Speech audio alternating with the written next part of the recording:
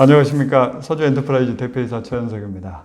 저는 금년 하반기 수입철근 시장 이슈와 전망에 대해서 제가 조금 설명을 드려볼까 합니다.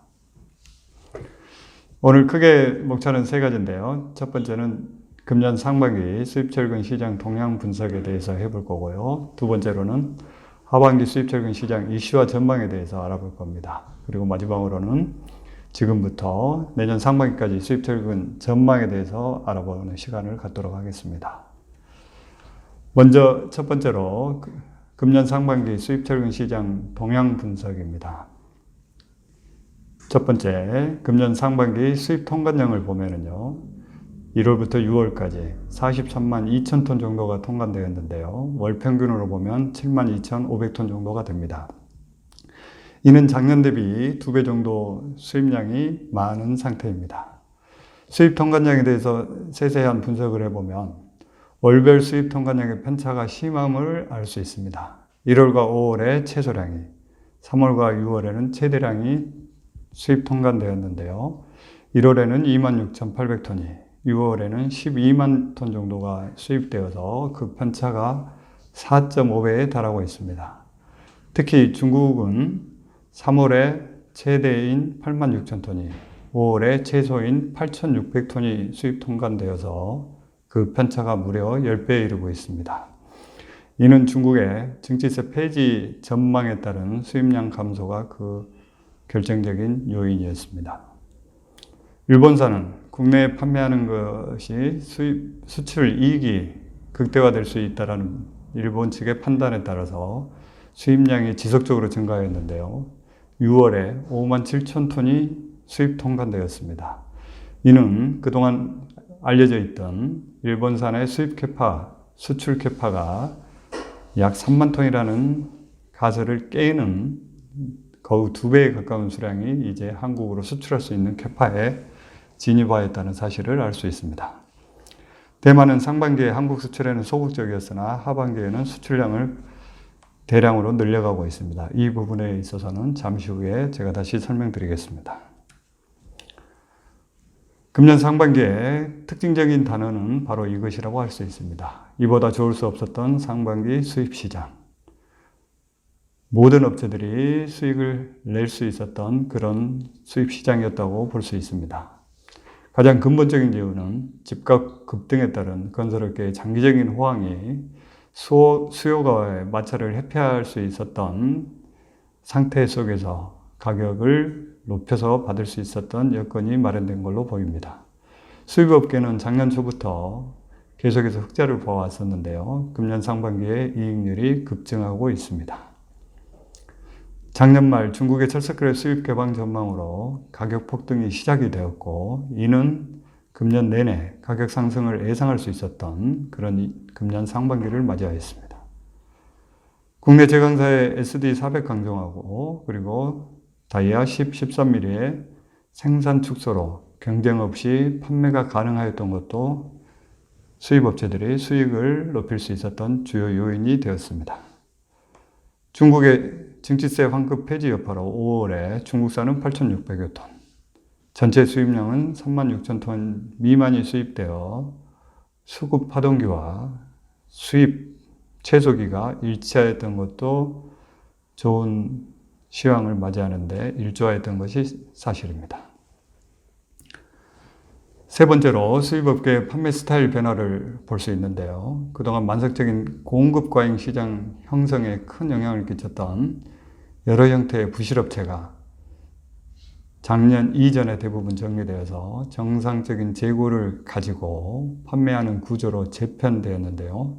이는 저가 판매 및 과잉 수입을 지향하는 효과로 나타나게 되었습니다. 그리고 비교적 예측 가능한 시황이 작년 하반기부터 전개되어 와서 수입 리스크가 크게 감소했는데 이 부분도 수입업체에게 큰 도움이 된 걸로 보입니다. 판매 가능한 시황을 확인하고 수입을 진행할 수 있는 기회가 많았었고요. 국내 분기 기준가격제가 안정적으로 지속되고 있는 점도 가격 예측을 할 수 있었던 좋은 기회가 되었습니다. 또한 다양한 네트워킹을 통해서 국내의 시황을 인지하고 이를 통해서 수입을 진행할 수 있는 기회도 증가했습니다. 또한 상반기는 국제 시황과 국내 시황이 일치했던 상승기를 맞이해서 이 부분도 수입 철근 시장의 특징적인 상태로 볼 수 있습니다. 다음으로 하반기 수입 철근 시장 이슈와 전망에 대해서 설명드려 보겠습니다. 첫 번째, 핵심 키워드는 국내 철근 수요입니다. 하반기에도 철근 공급량이 부족할까요? 전반적으로 공급 부족에 대한 예상이 우세하나 구체적인 근거는 일부 부족한 게 사실입니다. 하반기 수요 전망을 3주 전에 정부 주관 철근 수급 대책회의에서 정부가 발표한 자료에 의하면 공급은 560만 톤, 수요는 550만 톤으로 적정한 것으로 보고 있고요.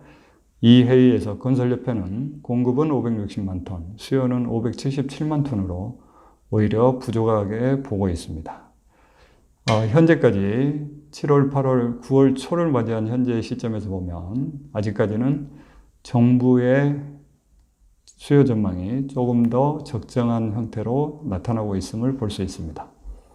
어떤 경우든 SD 400 강정과 다이아 10, 13mm 그리고 내진 철근 등은 부족감이 지속될 것으로 보입니다. 만약에 하반기 가격 급등 상태가 현재와 같이 지속된다면 주된 원인은 실수요일까요? 아니면 가수요일까요? 이 부분은 대단히 중요한 요인으로 작용할 수 있을 것 같습니다. 왜냐하면 가격 급등의 주요 원인이 심리적인 부분이라는 부분은 대부분 많이 알고 있는데 그게 체감하지 못하는 부분이 있는데요. 예를 들어 2017년에 연 사용량이 1200만 톤을 넘어섰을 때도 수급 불안 현상은 나타났으나 가격 폭등은 나타나지 않았습니다. 이 부분에 대한 이해도를 가져간다면 가격 폭등 현상은 하위 20%의 그 수요가들이 체감하는 수급 불안 수준이 가격 폭등 폭락의 주요 원인임을 알 수 있습니다. 따라서 현재와 같이 기준가보다 대단히 높은 가격은 비정상적이라는 거에 대한 인식은 반드시 필요해 보입니다. 작년에 누구도 금년 소요량을 정확하게 예측하지 못했습니다. 현대제철이 작년 봉영경 세미나에서 발표한 자료에 의하면 금년 철근 수요는 960만 톤, 내년 964만 톤을 예측하고 있는데요. 실제 금년 수요가 1100만 톤에 육박할 것으로 보는 수치를 기준으로 하면 그 편차는 10%를 월등히 넘어서는 큰 편차가 나타날 것 같습니다. 이와 같은 현상은 건설 수주를 통해서 그리고 착공 면적을 통해서 수요를 예측하는 현재의 시스템이 정확하기에 대단히 부족한 부분이 많다는 것을 말해주고 있습니다.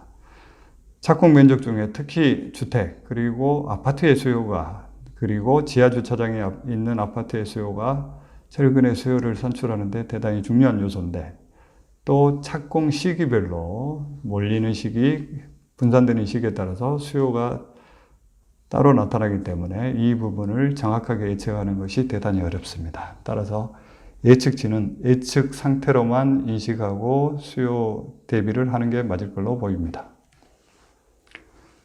다음으로 중국의 수출 관세 부과 관련인데요. 수출 관세 부과는 국내에서는 부과 가능성을 대단히 높게 보고 있고 중국에서는 낮게 예상하고 있는데요. 가능성을 높게 보는 이유는 중국과 호주와의 감정 싸움이 갈수록 악화되어 철강석 수입량을 축소시키겠다는 의지가 대단히 강하고 탄소 중립 등을 추진하기 위한 지속적 감산이 필요해서 결국은 수출을 통제할 것이다라는 의견이고요. 수출 관세를 부과하지 않는다면 그 이유는 철강석 가격이 이미 급락하였고 중국 내수 감소로 수출 비중이 높은 중국이 철강 수출을 완전히 포기할 수 있을지에 대한 의문이 크다는 점입니다. 만약 부과가 된다면 국내에 미치는 영향은 품목별로 10% 남짓 부과가 될 경우 일부 수입은 진행될 수 있을 것으로 보이나 20% 초과 시에는 실질적인 수입 중단 효과가 나타날 것으로 보입니다. 부과된다면 시기와 세율은 어떻게 될 것인가?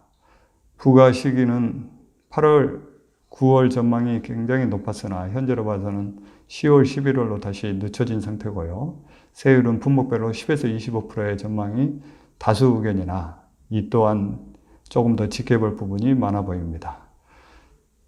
장기적으로 어쨌든 간에 감산에 대한 필요성은 대두되고 있어서 이보다 훨씬 늦은 시기에 부과될 수 있는 가능성도 전혀 배제할 수는 없을 것으로 보입니다.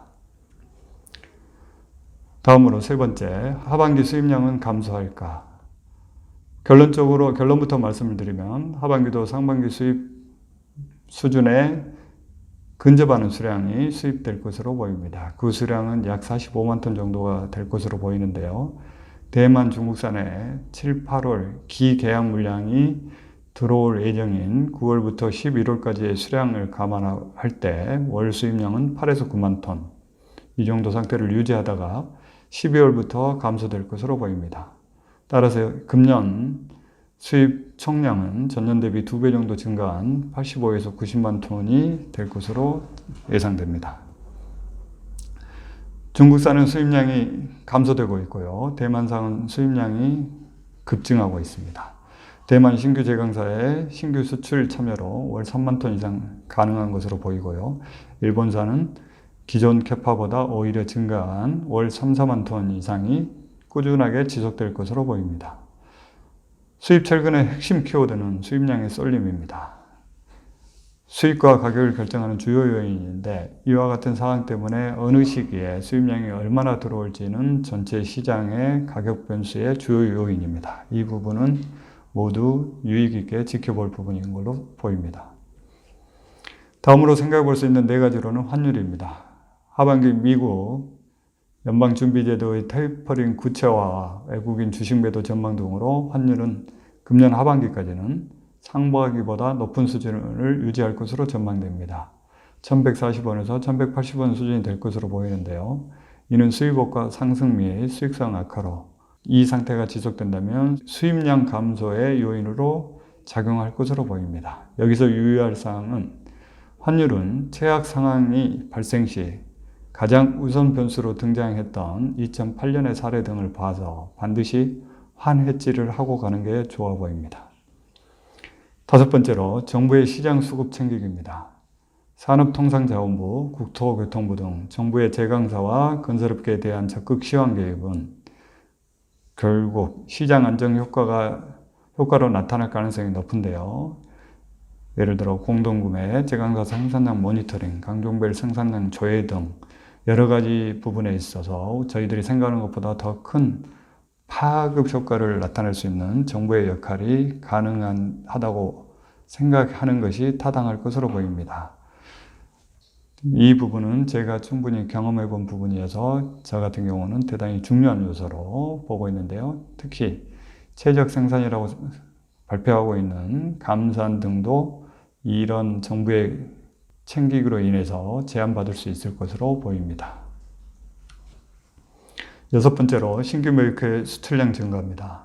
지금 이 표를 보시면 일본의 수출 캐파는 6만 1,000톤, 대만의 수출 캐파는 4만 5천 톤에 이름을 볼 수 있습니다. 이는 그동안 알려진 것에 비해서 대단히 크게 증가한 상태인데요.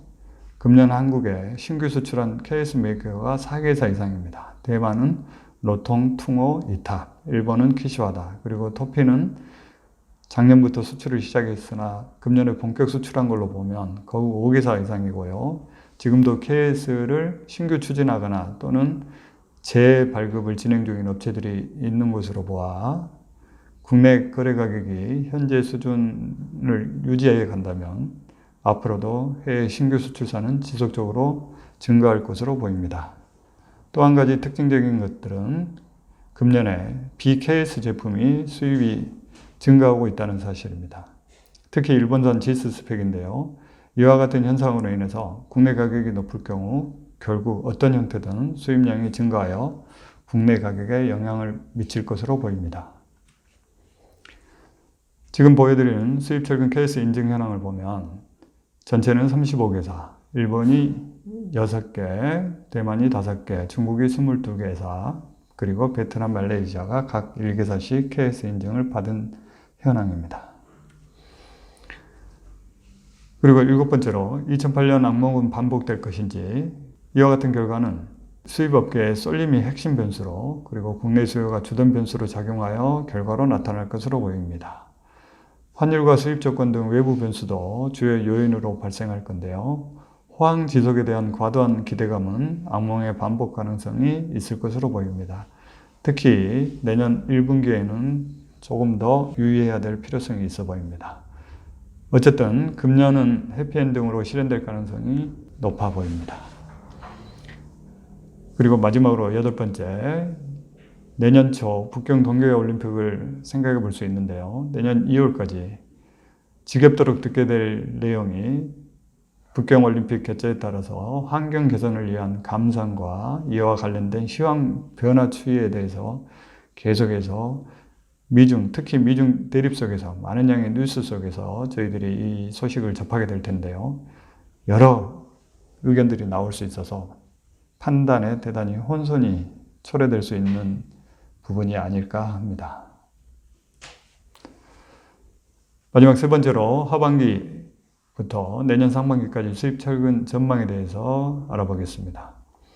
첫째, 수출 관세와 내년 북경 동계올림픽, 그리고 중국 내수 수요, 이와 관련된 전망인데요. 중국은 첫 번째, 증치세 환급을 배제하고, 두 번째, 수출세 부과를 할 예정이며, 세 번째, 동계올림픽 환경 개선을 위한 감사안으로 중국산 철강 제품의 국내 수입량은 지속하여 감소할 전망입니다. 따라서 중국 생산 감소가 미치는 영향을 예측할 수 있어야 되는데요. 현재는 여러 가지 설이 나오는 것 같습니다. 철강석은 하락할 가능성이 높고 생산 감소에 따라서 제품은 상승할 가능성이 높은데, 이와 같이 이원화가 가능할 것인지 이 부분에 대한 지속적인 추적 판단이 필요해 보입니다. 그리고 두 번째로 국내의 철수급 가격인데요. 철광석, 선철과의 상관관계에서 이탈하는 빈도가 늘고 있는 국내의 철스크랩 시황이 철광석 하락장에서도 향후 철근 거래 가격의 예측을 어렵게 하는 요인으로 등장할 가능성이 높습니다.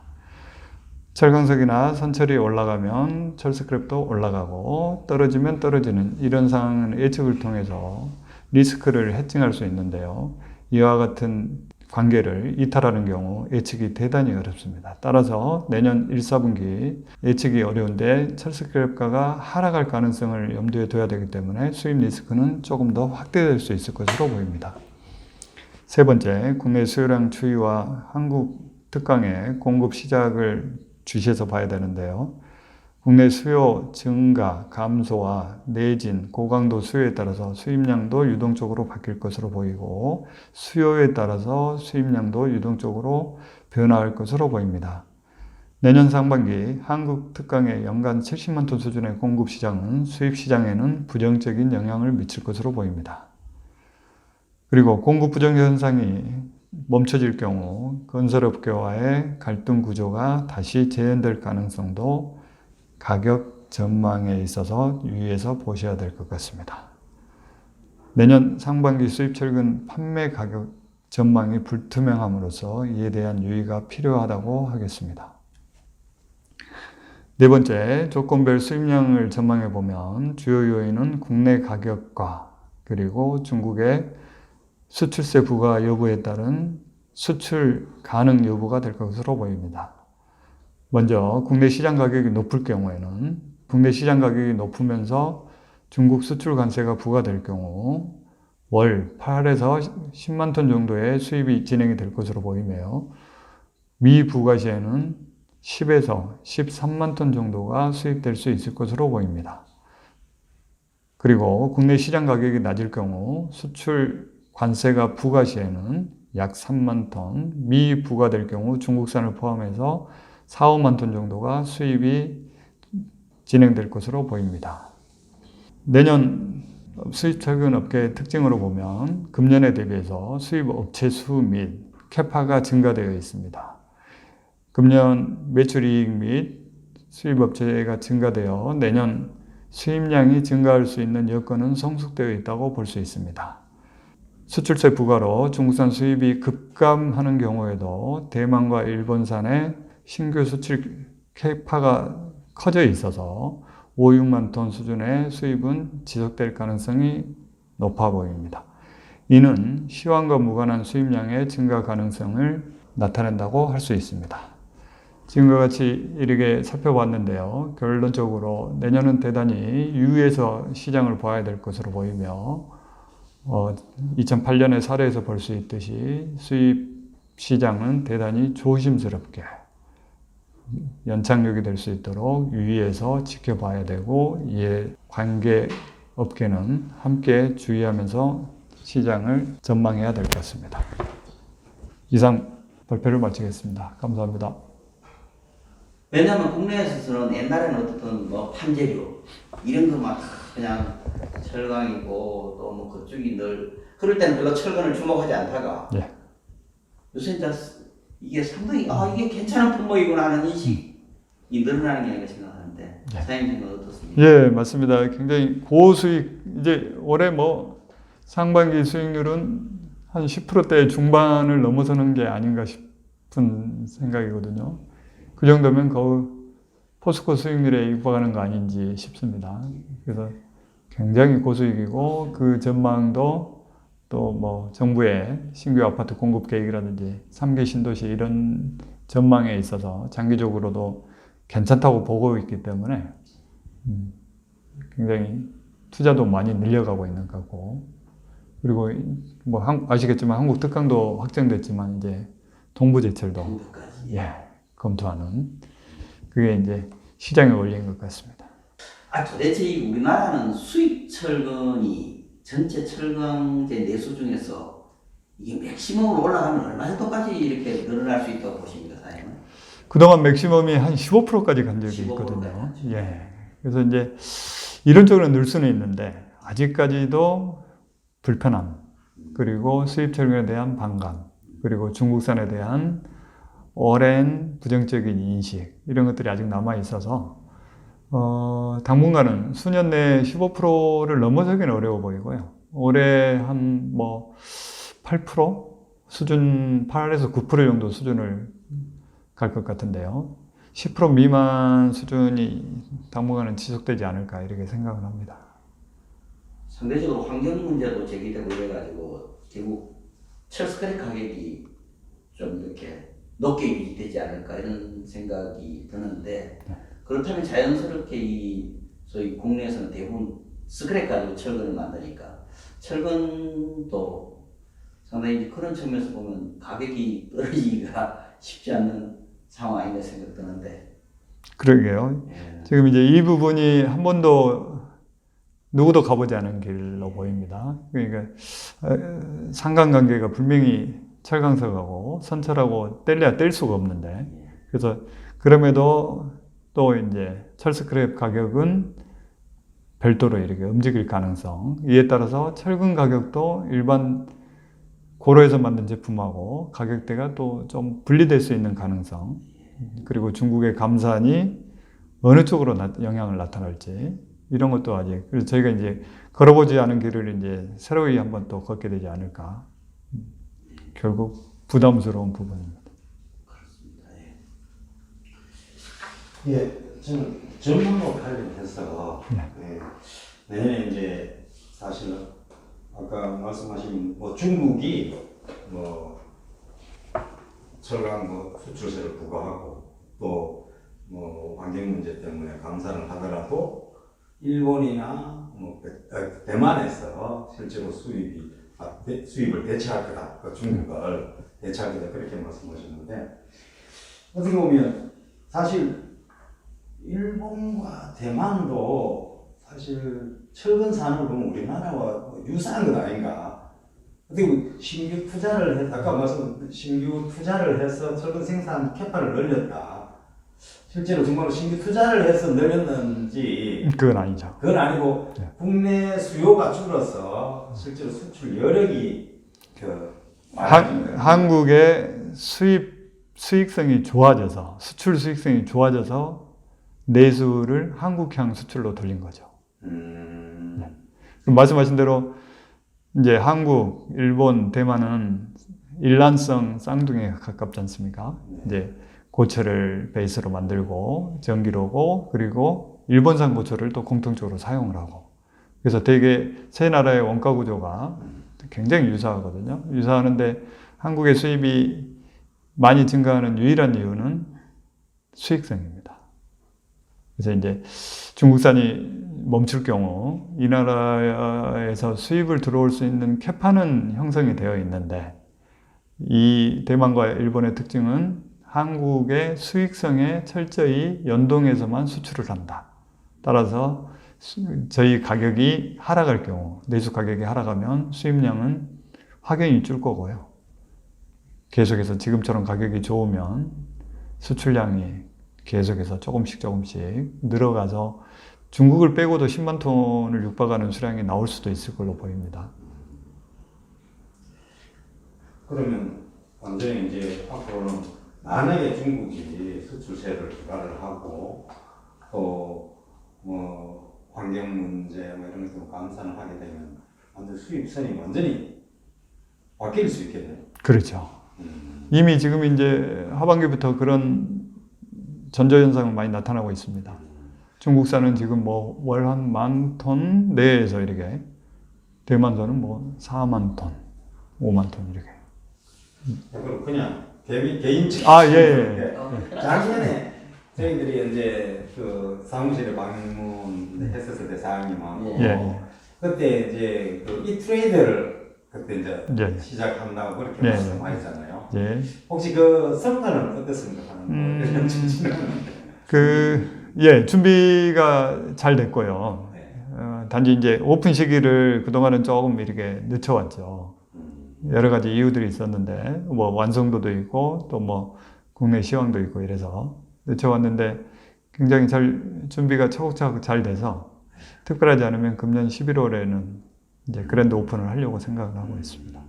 그러면 그 품목은 이제 대부분 이제 철근 그렇습니다. 단일 품목인데 소싱은 여러 나라에서 일단 하는 뭐 그런 일단 이제 한국에 이렇게 특허라든지 그리고 중국에도 특허 출원이 되어 있어서 이제 진행을 하고 있고요. 지금 일본 대만은 이제 한국에 오픈 전에 이렇게 그 협약 정도는 해보려고 진행을 하고 있는데 가능 여부는 잘 모르겠습니다. 그게 무슨 뜻이냐면 이제 나름 생각하기는 저희가 풀어놓은 알고리즘을 활용하면 이제 철근 외에 모든 철강 제품이 그 방식을 따라갈 수 있을 것 같고 그 다음에 다른 나라에서도 그 방식을 통해서 이제 완전한 형태의 전자상거래를 할 수 있지 않을까. 그래서 이제 그 전에 저희가 이제 그 업무 협약이라든지 이런 걸 좀 해놓고 시작하려고 이렇게. 결국 놓고 보면 이게 경제가 어려워질 때는 뾰족한 다른 수가 없다. 네.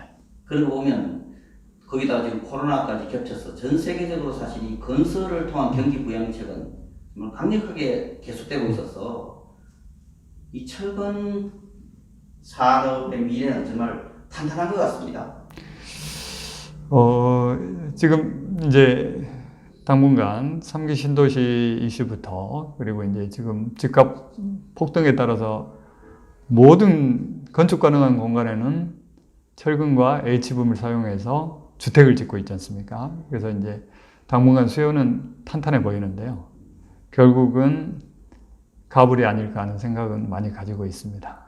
이제 뭐 5년 후가 됐던 또는 7년 후가 됐던 이제 많은 집이 지어지고 그리고 지금 건축 가능한 공간들에 많은 건축물이 들어선다면 결국 철근 수요의 감소 시기도 그만큼 당겨질 수 있는 부분은 있다라고 이렇게 생각합니다. 코로나가 시작될 때만 하더라도 이게 사실은 뭐 철근을 포함한 모든 철강제가 이렇게 낙관적으로 보지는 않았는데 전반적으로 굉장히 그 코로나로 인해서 국내 철강사의 수익성은 좋아졌는데 저는 좀 더 우리가 자세히 들여다보면 이 부익부 비립비는 훨씬 더 그것도 같이 커진 것 같습니다. 그렇습니다. 어려운 기업들은 정말 더 어려워지고요. 그렇습니다. 상대적으로 시장의 플레이어로서 상당한 그 포지션을 가지고 있는 기업들은 오히려 더 이것이 굉장히 더 수익성을 늘릴 수 있는 기회로 되는 게 아닌가 이런 생각이 드는데. 예, 맞습니다. 그래서 기업도 그런 부분이 있는데 철근 수요가들도 부익부 빈익빈이 아주 극심하게 되어 있는 게 가장 이제 제가 보는 큰 문제 중에 하나거든요. 예를 들어 이제 대형 건설사들이 사는 금액과 지금 이제 하위 한 20%의 아주 소형 수요가들이 사는 금액은 어마어마한 편차가 지금 발생되어 있습니다. 예를 들어 대형 건설사에서 사는 게 93만 원이라면 소형 수요가는 110만 원, 115만 원 이런 식의 사야 되는, 그래서 이제 요 가격 폭등의 또 주요 원인이기도 하고요. 그런 업체들은 구입선이 다변화되어 있지 않으니까 사지 못하면 모든 수단을 동원해서 가격 불문하고 구하려는 그런 덤빔 현상이 나타나서 결국 이제 그런 것들이 가격을 폭락을 반복하는 이런 현상으로 나타납니다. 그래서 이제 그런 큰 건설사는 더 유리해지고 그렇죠. 아무래도 소형 건설사는 철근 측면에서 보면 더 불리해지고. 그렇죠. 그래서 이제 정부에서 공동구매 이런 방식을 고민하는 것들도 그런 원인들이고요. 시장 안정을 위해서는 이제 그런 편차들은 좀 줄어들어야 되는 게 이제 필요하겠죠. 그러니까 국내 철근 업체들 특히 작년에 이제 수익성 제고를 위해 가지고 이제 물량 위주의 판매는 하지 않겠다. 최적 생산. 네, 최적 생산 체제로 가겠다. 뭐 그렇게 했었는데 혹시 그러한 국내 철근 업체들의 어떤 전략 변화가 수입 업체한테는 어떤 영향을 끼칩니까? 이제 수익성으로 보면 어쨌든 간에 같이 도움이 된 건 사실인 것 같습니다. 왜냐면 그 최적 생산이라는 게 수량도 있고 생산 범위도, 그러니까 예를 들어 수익성이 떨어지는 400강종을 생산을 줄이고 또 생산 수율이 떨어지는 10mm, 13mm 생산을 줄이고 이런 것들은 결국 수급이 밸런스가 깨지게 되는 부분이기도 하고, 또 400강종 10, 13mm가 저희가 아닌 이제 건설사에 대량 판매하는 저희가 아닌 일반 수입업체들이 수입하는 핵심 규격이거든요.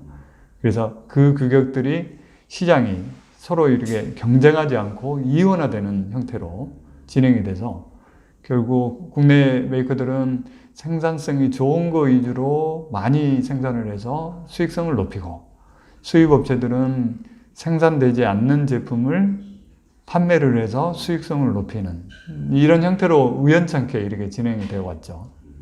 국내 메이커들의 소위 전략 중에서 최적 생산이라는 게 참 외국만 좀 묘한 겁니다. 그렇습니다. 네. 그렇습니다. 뭐 기준으로 최적이냐 이렇게 물으면 그렇죠, 어떻게 답할지는 모르겠는데, 그렇죠. 건설사 수요의 최적인지 정비로 제강사들의 이윤 극대화의 최적인지, 그러나 어떻든 뭐 그것이 어디에 있든 어떻든 제가 볼 때는 뭐 최적 생산이라는 단어가 그 뒤면에 들어가보면 결국은 감산이 가능하다는 거죠. 그렇죠. 네. 그것은 상대적으로 국내 전기로 제강사들이 이제는 이거 더 생산하니까 가격이 떨어지고 좀 적게 생산하니까 가격이 올라가네. 그 상황에서 어떻든 이윤 극대화의 어떤 솔루션에 답을 많이 가지고 있다는 거다. 그렇습니다. 이제는 예전보다는. 그렇습니다. 예전에는 사실 그걸 같이 잘 가지고 있지 않았기 때문에 자충우돌 이러다가 뭐 그런 균형을 잘 못 잡았는데, 지금은 이제 그걸 잡게 될 수 있는 그런 상황이 온 거죠. 그렇죠. 근데 이제 여기서 한 가지 이제 간과하면 안 되는 사항은, 거기에 반드시 이제 따라가야 될 조건은 수요가의 편의성. 예. 그러니까 이제 그거는 기본적으로 담보가 된 상태에서 이제 최적 생산이니 최적 판매자는 게 들어서야지, 지금 이제 그게 잘 돌아가지 않고 있는 부분이 많거든요. 그 중에 대표적인 게 예를 들어 내진철근.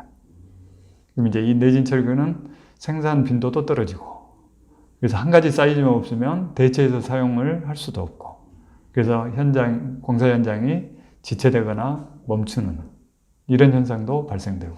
맞습니다. 그렇게 최적 생산으로 가면서 제가 보는 데는 국내 제강사와 수입하시는 분들의 공조, 협력이 상당히 중요해지는 것 같습니다. 그렇습니다. 수입이 오히려 더 자기 역할이 좀 더 분명해지고 그렇게 되는 게 아닌가 싶어서, 이건 뭐 굉장히 메이커의 전략도 그렇고 수입하시는 분들의 전략도 그렇고 전체적으로 좋아지는 게 아닌가 이런 생각인데. 맞습니다.